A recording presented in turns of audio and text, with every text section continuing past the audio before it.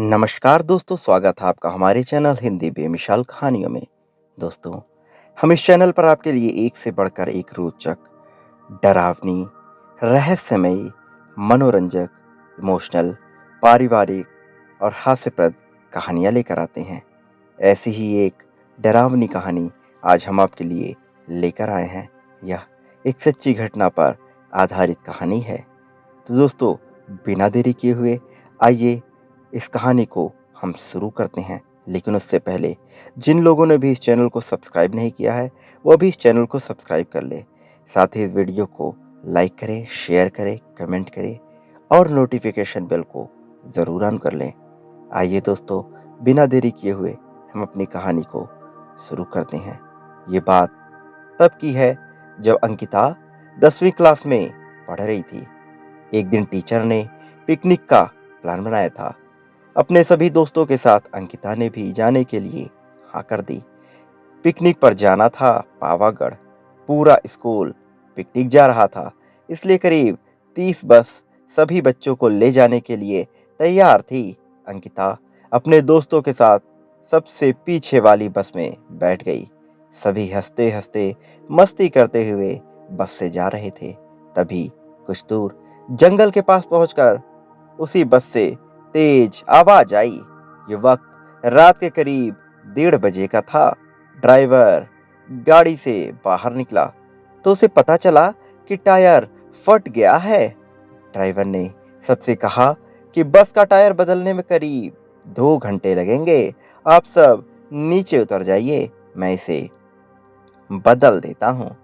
आप लोग पास के ढाबे में जा सकते हैं, वहाँ गर्मा गर्म चाय पी लीजिए और मैं इस टायर को फटाफट बदलने की कोशिश करता हूँ। ड्राइवर की बात सुनकर सभी बस से उतर गए और पैदल चलते हुए पास के ढाबे में पहुंचे। वहाँ एक बूढ़ा व्यक्ति चाय बना रहा था। इतनी रात को ढाबा खुला हुआ और किसी इंसान को चाय बनाते देख सबको हैरानी हुई। उस बूढ़े इंसान ने कहा, आप सब चाय पी लीजिए, यहाँ अक्सर लोगों की गाड़ी खराब हो जाती है, इसलिए मैं भी अपना ढाबा हरदम खुला रखता हूँ।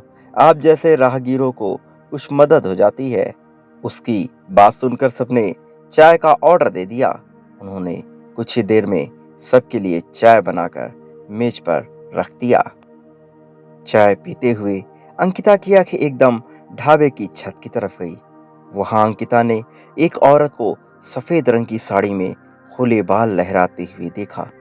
कुछ देर बाद वो जोर जोर से हंसने लगी। भले ही हंसने की आवाज किसी को सुनाई नहीं दे रही थी, लेकिन अंकिता ने उसे मुंह खोलकर हंसते हुए देखा था।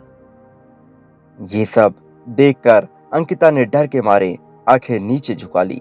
कांपते हुए किसी तरह से अंकिता ने चाय दोबारा पीना शुरू ही किया था कि उसी वक्त जोर जोर से किसी के चिल्लाने की आवाज जंगल की ओर से आई। ढाबे में बैठे हुए सभी बच्चे और टीचर उस आवाज को सुनकर डर गए। सबको डरा हुआ देखकर उस बूढ़े इंसान ने कहा कि मैं देख कर आता हूँ क्या हुआ है, आप लोग यहीं बैठे रहो। इतना कहकर वो आवाज की तरफ बढ़ गया। तभी एक लड़के को खून की उल्टी लगातार होने लगी। उसको देखकर सबकी हालत और खराब हो गई। उसी समय एक टीचर ने कहा कि तुम सब आग जलाओ और उसके बगल में बैठ जाओ। सबने मिलकर आग जलाई और गोल घेरा कर कर बैठ गए। टीचर ने सख्त लहजे में सबसे कह दिया कि अकेले कोई कहीं नहीं जाएगा। वैसे भी सब इतना डरे हुए थे कि अकेले कहीं जाने की हिम्मत हो ही नहीं रही थी। आग के पास बैठे बैठे 3 बज गए। तब कहीं जाकर वो बूढ़ा इंसान जंगल से लौट कर आया। उसने सबकी तरफ देखा और कहा कि उस चीख को सब भूल जाना, नहीं तो जीना मुश्किल हो जाएगा। इतना कहकर वो ढाबे के अंदर चला गया। तभी ड्राइवर भी टायर बदलकर बस लेकर ढाबे के पास पहुंचा। सभी लोग भगवान का नाम लेते हुए उस बस में बैठ गए। टीचर ने बस में बैठते ही सबको कहा कि कोई एक दूसरे से बात नहीं करेगा, सीधे सब सो जाओ। टीचर की बात मानकर सब बच्चे चुपचाप बस में ही सो गए। उसके बाद पिकनिक स्पॉट पर पहुंचे और करीब एक हफ्ते बाद घूम कर आ गए। पिकनिक में किसी ने दूसरे 10 के बच्चों से उस रात के बारे में कुछ नहीं कहा, क्योंकि टीचर ने मना किया। लेकिन पिकनिक से लौटते ही सबने अपने दोस्तों और दूसरी क्लास वालों को इस भूतिया घटना के बारे में बताया। आज पिकनिक का नाम सुनते ही यही भूतिया ढाबे की कहानी अंकिता के मन में आ गई और बच्चों को पिकनिक भेजने से उसे डर लगने लगा। कहानी से सीख, बीती घटनाओं को भूल जाना ही अच्छा है, नहीं तो जीवन भर वो घटना डराती रहती है। दोस्तों, आपको ये कहानी कैसी लगी हमें कमेंट करके ज़रूर बताएं। साथ ही इस वीडियो को लाइक करें, शेयर करें, कमेंट करें, नोटिफिकेशन बेल को ऑन करें और इस चैनल को सब्सक्राइब ज़रूर कर लें। तब तक के लिए धन्यवाद। मिलते हैं किसी नई कहानी के साथ किसी नई वीडियो में।